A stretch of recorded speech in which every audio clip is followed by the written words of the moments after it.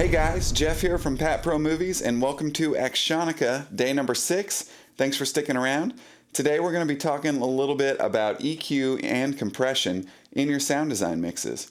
And I know EQ is one of the most valuable tools you can actually use as a sound designer. You can really make some sounds pop out of the mix, and also you can make other sounds really blend in and seem more natural. So we'll be talking a little bit more about that in a minute. Today we're also going to cover compression. Compression is a tool you can use to balance out the dynamics of something, whether it be a vocal, a music track, a sound effect, that kind of thing. Also, you can use compression on your stereo master bus to balance out the overall levels of your entire mix. So I'm going to take you into my computer and we'll show you how it's done. Alright guys, welcome to the Drunk Gamer sound design session inside of Pro Tools here. I'm going to take you down to my gunshot sounds. They're labeled in green here so you can see them easily. I'm going to start off with Rob's gun here. And let's just take a listen and see if it needs anything. Okay, yeah, maybe that sounds pretty good. Since he's full frame right here, I maybe want this gunshot sound to be more in your face. So we can do that with EQ. Let's pull up in the inserts box an EQ. I usually start with the 7-band EQ inside of Pro Tools. This may look daunting at first, but it's really pretty simple. This EQ graph is measured in frequency versus volume. So starting with the lowest frequency of human hearing, that's 20 hertz, all the way up to 20 kilohertz. And on the side here, we've got the volume graph. So let's play the sound and see what it needs. Okay, maybe it needs a little low-end thump to it. So I'm going to bring up the low end here at 100 hertz, about 6 decibels. Yeah, that's definitely helping. It's sitting pretty good, however, since he's full frame, I may want an in-your-face kind of feel.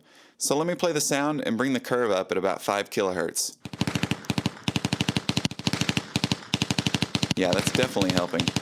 And I'll add a little air to the top here. There we go, starting to get a decent gun sound there. Pretty good there. However, when the shot changes to him from a distance, I want to help sell the distance better, so we can actually do that with EQ. Let me pull up another EQ and show you what we can do here. When sounds are heard from a distance, they're going to lack high-end frequencies.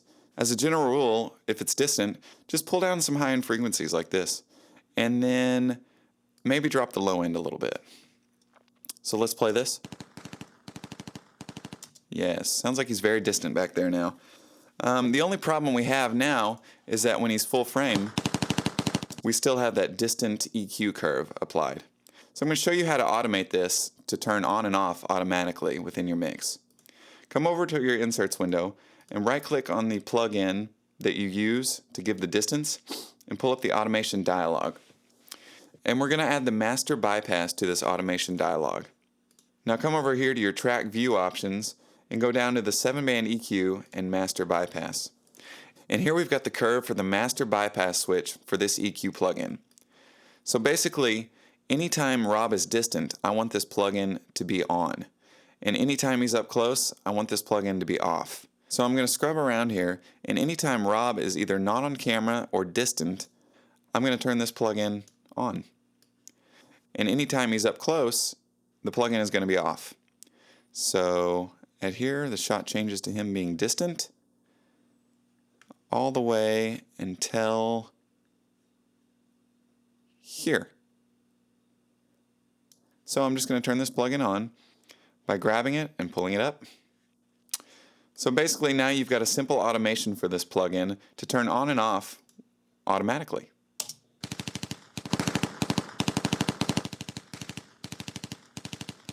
There we go, pretty simple. Now you've got a great distance fill to those gunshots. And you can do that with all of your gunshots. I think I did, as you'll see below, automating these as they come in and out of frame. Okay, next I'm going to take you down to some of my dialogue tracks I recorded and show you how we can use EQ to make some of those sit better in the mix. Let's go to Philip's ADR session here. We actually used lapel microphones to record these dialogue sessions in the studio. These lapel mics give the actor more motion and better movement in the studio to really act out what they're doing while they're recording their dialogue. However, they tend to be very mid-rangey. So let me play you some of Philip's unedited dialogue. Suppressive fire on the reload. Wait for my go. Okay, not bad. It's a little bass heavy, so I'm going to drop the low end here. There's just information down here that we don't even want. So anything about below 80 hertz you can pretty much get rid of on dialogue. Suppressive fire on the Okay, like I said, those lapel mics are very mid-rangey. The mid-range starts at about 500 and maybe goes up to about 2K. But I'm going to drop right in the center here at about 1K, just like this.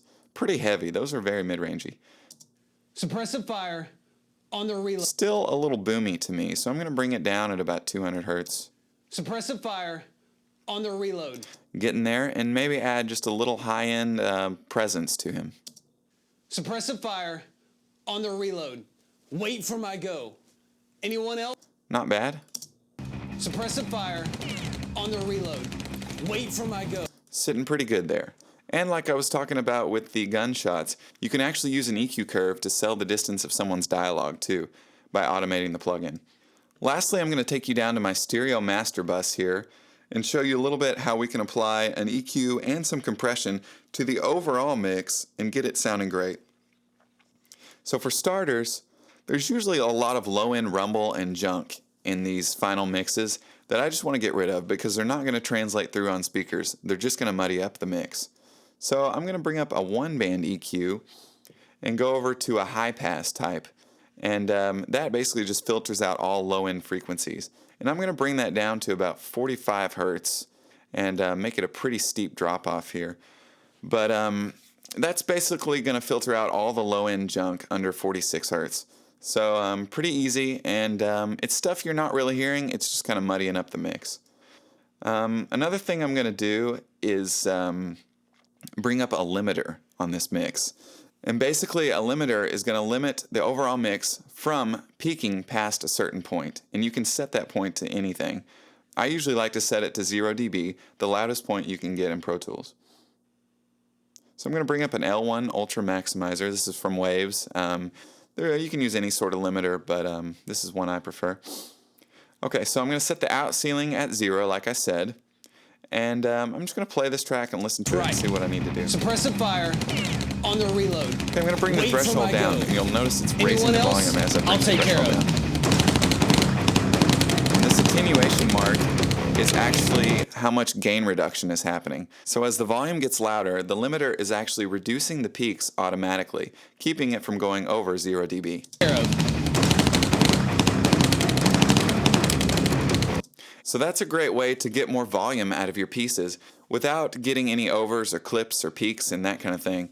A lot of people want to know how they can get more volume out of their mixes. And basically you just bring up a limiter on your master bus and bring the threshold down.